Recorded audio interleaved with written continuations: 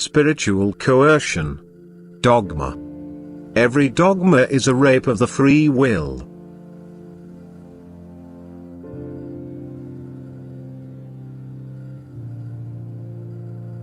The greatest danger for a human being is spiritual coercion, which prevents the recognition and free decision of his will's direction. Every person is an individual being that has to perfect itself, and, therefore, everyone is responsible for his own way of life, on which depends the attainment of the degree of perfection. Hence everyone has to make a free decision and testify to me of his will. I am demanding this testimony and do not agree that one person should tell his fellow human beings how they must think, will or act. The freedom of will must not be violated, but it is violated when the objective of a person's will is determined by law and he is required either by promises or threats to move only in a particular direction. I will never accept such coercion, although I will not openly oppose it so as not to use coercion myself. The human being is a thinking individual who received the ability of free will and thought from me purely for the purpose of making a decision during the last stage of his spiritual development on earth, in accordance with which he will then be rewarded in eternity.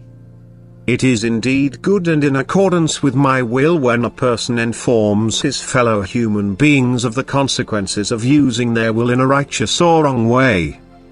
It is also my will when all manner of clarification is given concerning his relationship with his Creator. However, a good instruction concerning the divine doctrine of love and the importance of practicing unselfish love for one's fellow human being is quite sufficient. But it should all be done without coercion. The human being should be educated but never forced into accepting a doctrine because he should use his own judgment and inclination in directing his will. I gave the human being free will, but if you take it away from him you will be using your own will wrongly, although you will believe that you work for me on my behalf. I never gave my disciples the task to spread my teaching by way of religious coercion because an enforced faith would not benefit the soul's higher development. I only ever require people to believe in me as a supremely perfect being. I only ever require their belief in my omnipotence, wisdom and love and its strength. For if you believe in this you will experience the strength of love yourselves and will automatically recognize everything else you need to believe, because then you will be truthfully taught by my Spirit within yourselves.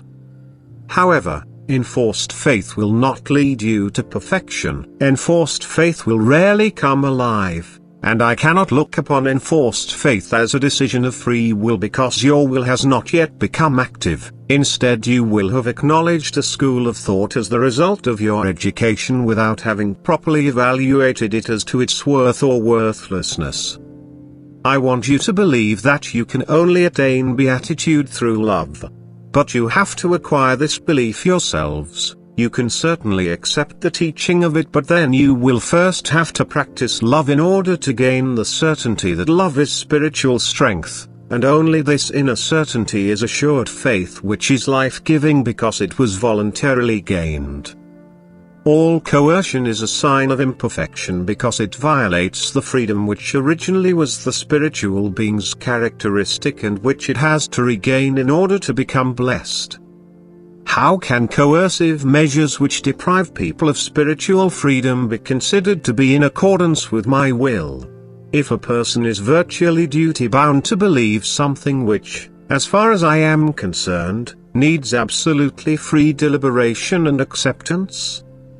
As supreme lawgiver I gave people no other commandment than that of love, which also comprises the 10 commandments of Moses, but which only will be fulfilled if love is voluntarily practiced, otherwise it would bear witness against myself or it would question the human being's free will. However, people presume that they can establish laws without having the authority to do so. Thus they infringe upon the person's free will. Every law is coercion, and every kind of coercion is contrary to my will.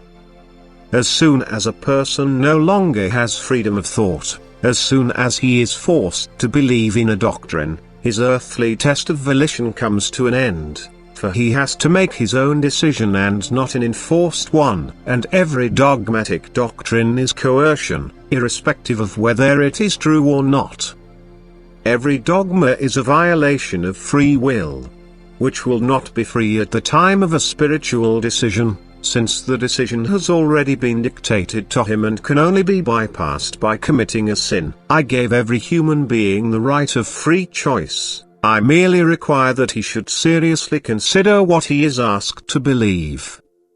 If, in spite of serious deliberation, he cannot accept it with full conviction, I will not regard it as a sin. However, he will commit a sin if he affirms a doctrine with his lips without having asked his heart. Every person is responsible for himself, and it is presumptuous when one person intends to determine the faith of thousands with an instruction which must always be considered a dogmatic doctrine. Anything that violates a human being's freedom of will can never find my approval, since not even I myself determine people's acceptance of truth if their own will does not want it. I will certainly continue to teach people and transmit the pure truth to them, but everyone is at liberty to accept or reject it. And thus you should simply teach your fellow human beings with love, but allow them spiritual freedom for their decision, because an enforced faith has no merit before me. Amen.